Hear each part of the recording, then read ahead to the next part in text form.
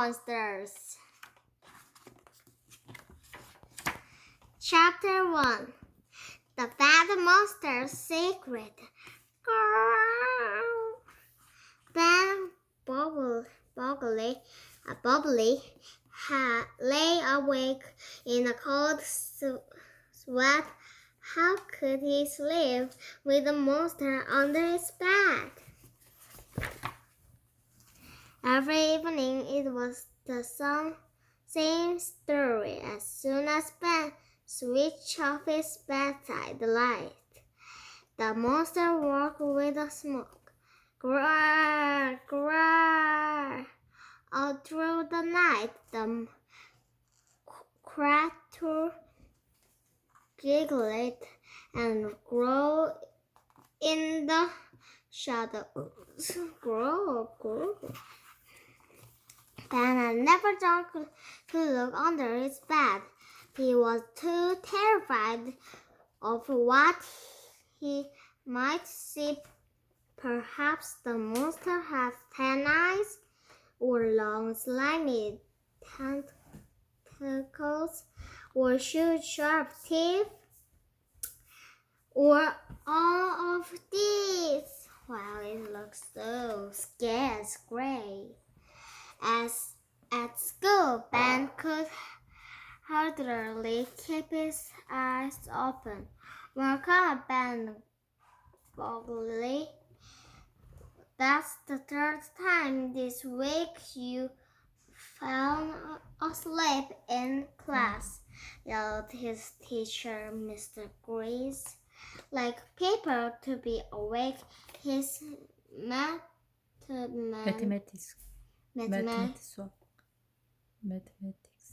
Mathematics lesson. Maybe that mathematics is a math.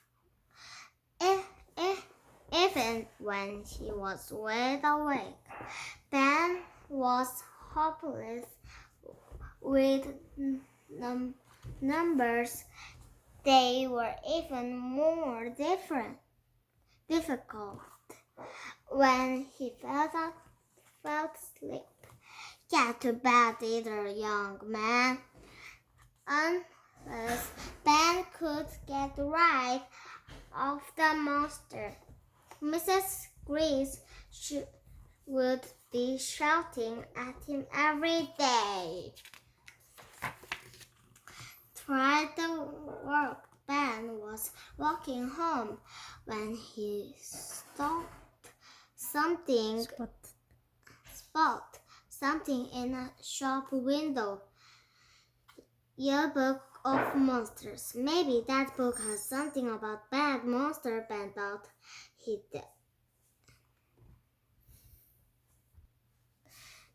dashed inside. As soon as he got home, Ben read the book from cover to cover, but there was no mention of monsters under the bed. What a waste of money, thought Ben. Then he had an idea. Perhaps the book could help him after all. Ben decided to build a monster trap. He raided the chocolate chip cookie jar and took a net from his dad's fishing box.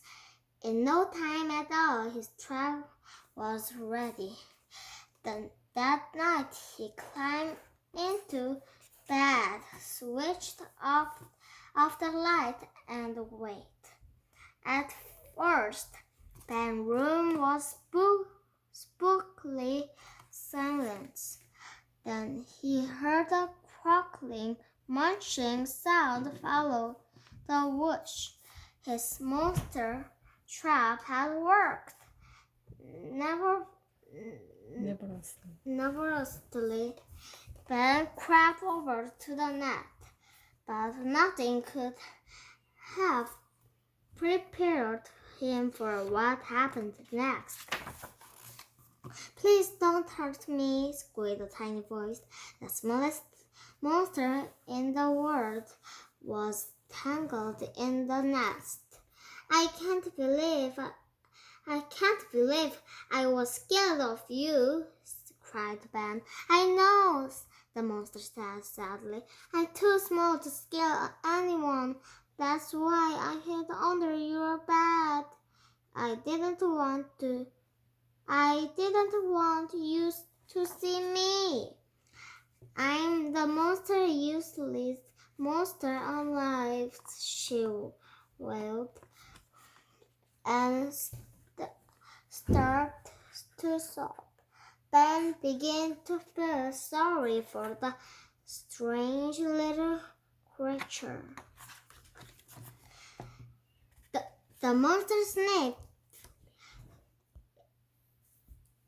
It's impossible to scare people when you only when you only when you only with 15 ounces, she said. I mean, that's less than half a kilo. Is it really? Said Ben. Oh yes, replied the monster. I may be small, but I'm not stupid. This gave Ben such a great idea that he grinned all night, even in his sleep. He was still grinning the next day at school as Mr. Gris began the lesson. Ben Bogle barked Mr. Gris. What is 9 times 8? 72, said Ben confidently. Mr. Gris couldn't believe his ear. Oh, that's correct, he said cheerfully. He asked Ben problem after problem. Ben answered everyone correctly. Mr. Gris was amazed. Well done, Ben, he said. Well done at astonishing improvement. Luckily, no one but Ben had heard a tiny voice whispering the answers. Ben smiled to himself. Mathematics is a lot easier when you have a monster in your pocket.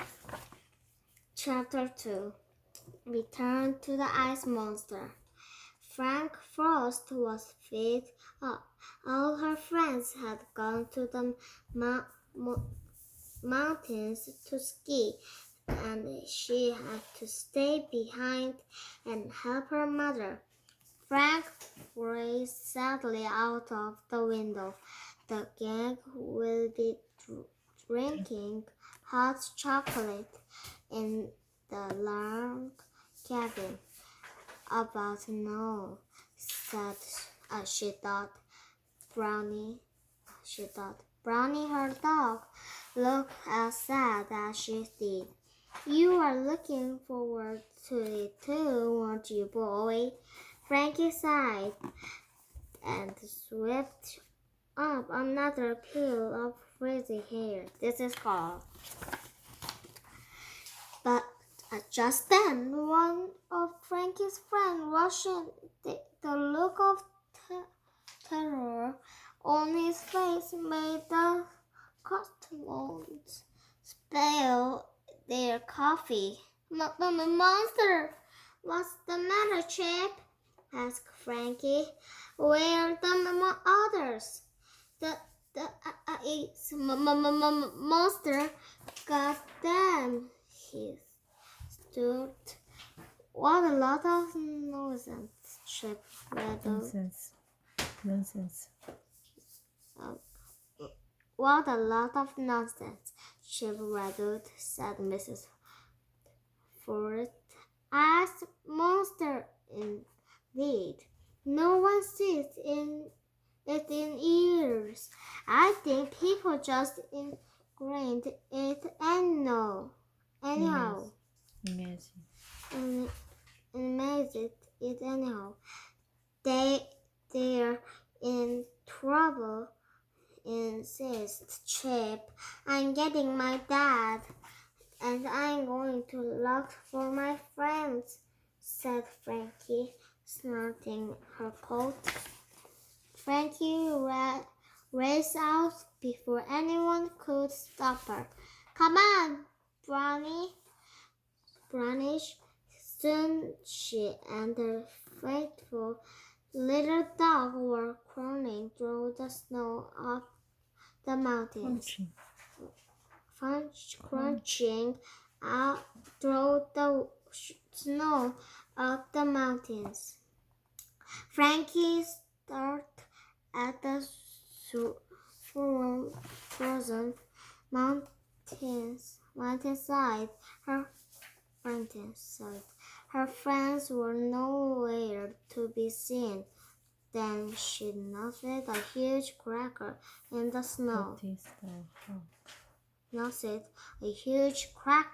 in the snow. Maybe these are footprints.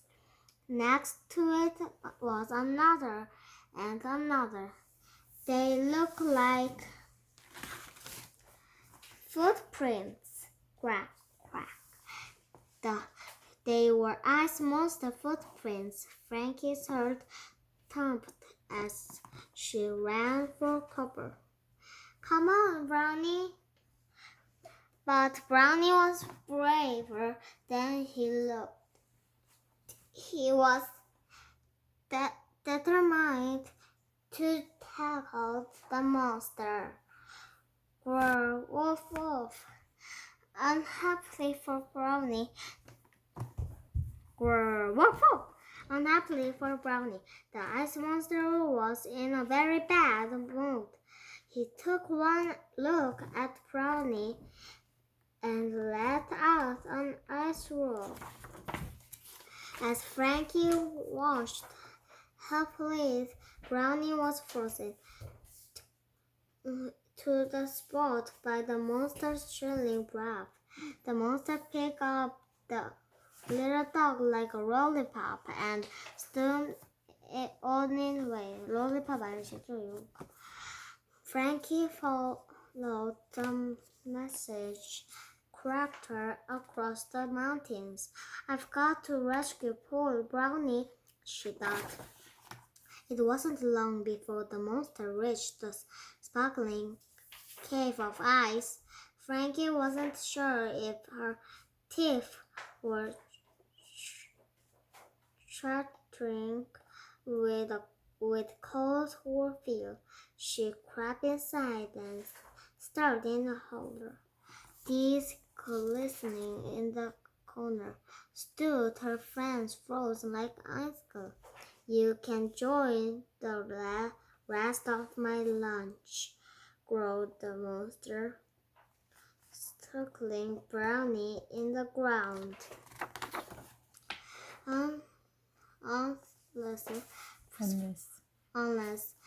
Unless Frankie acted quickly, her friends would be eaten alive as she snuck outside to find help. Frankie noticed smoke rising from the gang's log cabin. She rushed upward.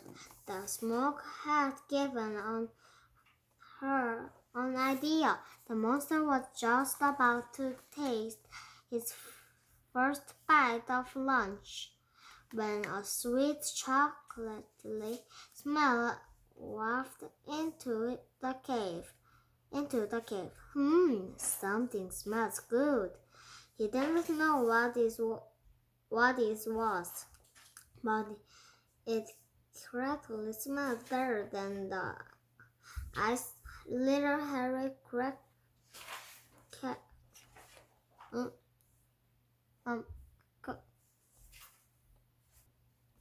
It certainly smelled better than the little hairy creature he'd found outside. The monster followed the smell to the cabin and crashed through the wall. He'd ever eaten anything that was ice cold, but then he didn't stop. him for gulping down the steaming chocolate drink. In between gulps, the monster stilled Frankie. Spot Frankie. Something chewy. The creature tried to chase her, but his legs wouldn't move. He said. He cried. There was a puddle where his legs used to be. It was melting. The monster gave one last desperate roar, but it was too late. Frankie watched as the monster dripped and this, so there was nothing left of him but a pool of slushy water. At that moment, Chip and his dad appeared. "Where is everyone, Frankie?" asked Mr. Rabbit. "They're in the cave," she cried. "This way." The three of them lured Brownie and the frozen children onto Mr. Rabbit's truck, and they drove back to town. Back home. Frankie grumbled every herder could find, set them to Superworld, she told the others, and they blasted her false friend with hot air. It's so warm. As soon as everyone was back to normal, Chip's dad took them all about. Out.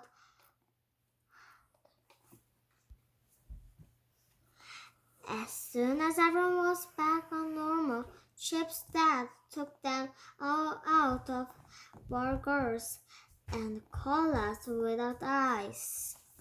Chapter 3. Acting of the Swamp Monster. Tom Smollett loved to listen to his grandpa just tell a creepy story about the old day. "Did I ever tell you about the Swamp Monster?" asked the old man one afternoon. "No," gulped Tom nervously. "It happened years ago," began Grandpa Jess. "It was a farmer on Joy's ranch when one of the cows went missing. I searched all day with no luck. As night fell, I spotted a muddy trail leading to the middle of the swamp." "What happened next?" asked Tom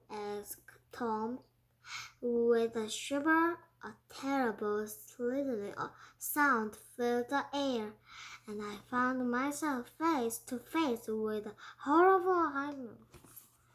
"Tom, stop bothering your grandpa!" Mrs. Smoke suddenly burst into the room, waving a piece of paper at Tom. I need you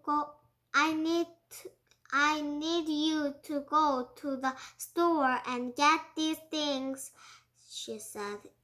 "Can't I hear the end of Grandpa's story first?"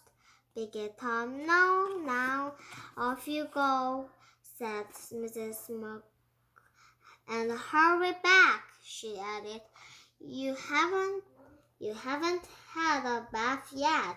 Tom grunted his hate baths. He was turning back from the store when his friend asked him to play football. Thinking of the waiting bath, Tom quickly agreed. By the time the game ended, it was almost dark. Tom decided to take a shortcut home across the swamp.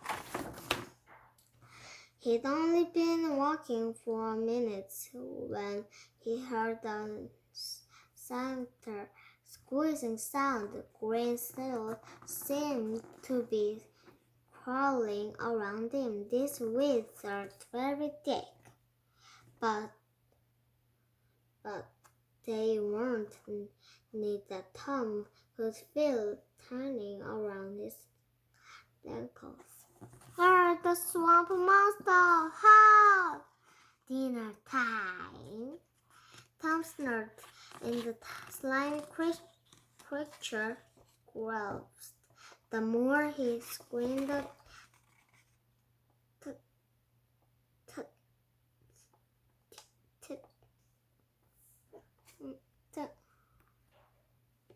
the tickler the monster squeezed. Tom wished he'd never stopped to play football. The monster dragged him closer to its huge, slimy, smelly mouth. Suddenly, there was a crack. The monster had smashed the bottle in Tom's bag. The second the muckly swamp water became a mass of sweet-smelling bubbles. The monster choked and spluttered on the foamy water. Tom slipped from its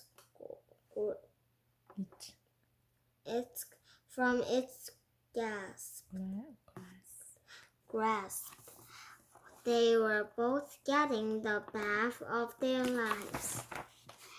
By now, several people had heard Tom's shout and come to help. They took one look at the new squeaky clean monster and burst out laughing. The monster was so embarrassed. It swam off and was never seen again. As for Tom, he had the best reward ever. He didn't need a bath for a week. The end.